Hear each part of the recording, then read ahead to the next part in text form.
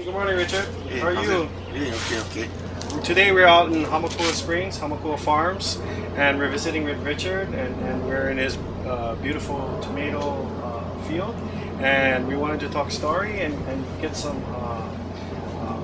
things for information for our customers. And one of the things I wanted to ask you is, because we're here with the tomatoes, I know you grow a variety of items. How many items do you grow here on the farm?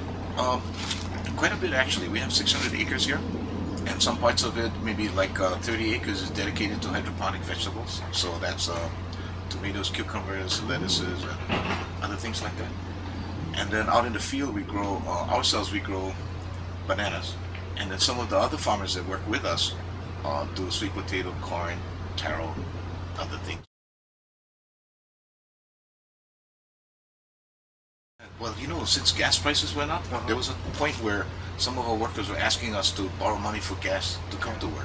So we figured, you know what, we better start figuring out how we can get area farmers to work with us so they don't have to travel very far. And then we don't have to worry about farmers' housing. They have housing over here. And so we started leasing land to other farmers. Well, so it's a partnership thing. Oh, that's really good because you're established and you're also helping the community and helping other farmers grow their business. Yeah, that's really absolutely. good. That's really good for the community. And it also ties into sustainability. I know you do a lot here on your farm to ensure that you're self-sufficient.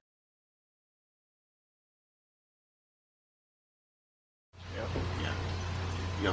One of the exciting things we're doing is we're soon going to start construction of a hydroelectric plant, and that will be able to, enough electricity will come out of it to run the whole farm.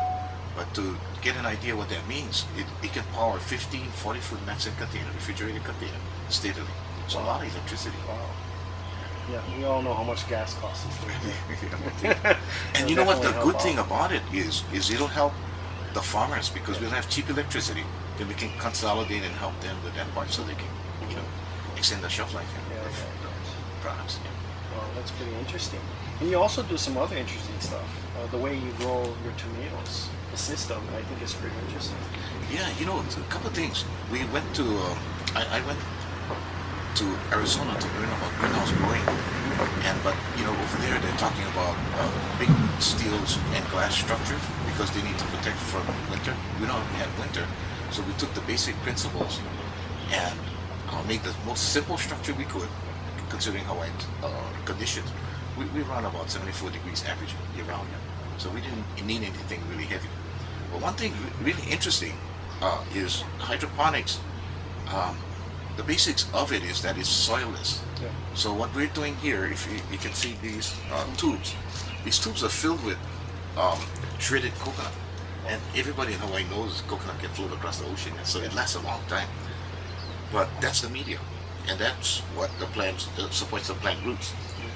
And it has a certain water holding capacity, so we drip in water depending how much, based on weather station and sun energy, that kind of stuff. I know, and I eat your tomatoes, and it's a really good quality product. Yeah. So does that help with the flavor profile and the nutrients? Yeah, we can do all kinds of stuff with that. Because, for example, if we wanted to taste really sweet, what we would do is control the water. If you give too much water, you'll get watery. If you give not enough water, it'll affect the production. But if you give just the right amount, you'll get good production and sweetness. So it's pretty touchy. You gotta be real careful.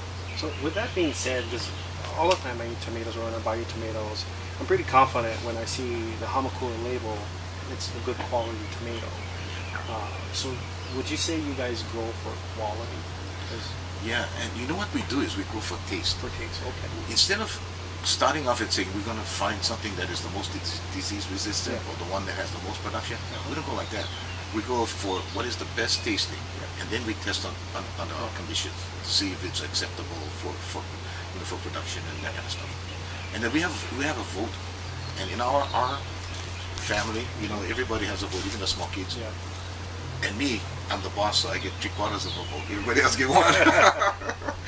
But like for example, we were voting on this particular variety of tomato, and I chose one, and everybody else voted for another one. So I figured, oh, okay, we'll go with what you guys. And as it turns out, the young kids, their taste is more sensitive than mine. Yeah. So they actually made the right decision.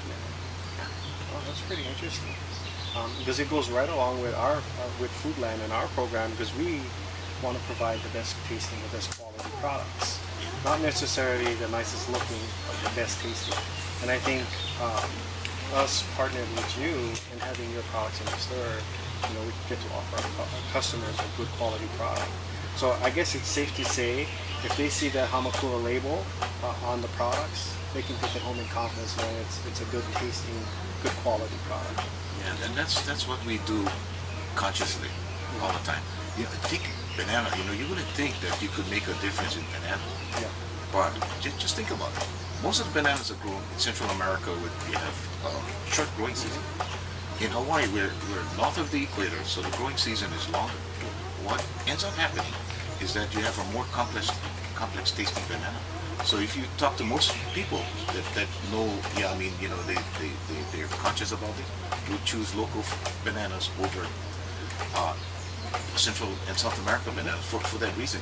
And it's not only me saying it, because in the Philippines, what they would do to try to make that happen is grow at a high elevation to duplicate that effect. That's pretty interesting.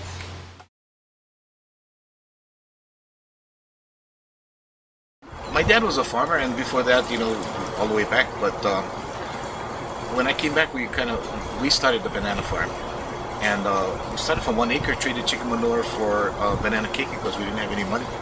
And then we learned as we went along, and farming is not easy, so you have to always be ready to change and be adaptable and plan for the future. As a matter of fact, had it not been for Foodland, we would not have been able to buy the 600 acres. Had we not bought the 600 acres, we wouldn't be able to help all the farmers that we're helping today. So, and where we are, where we need to go, we need food security. And all what Foodland has done is taking us to a place where we think we can contribute to that.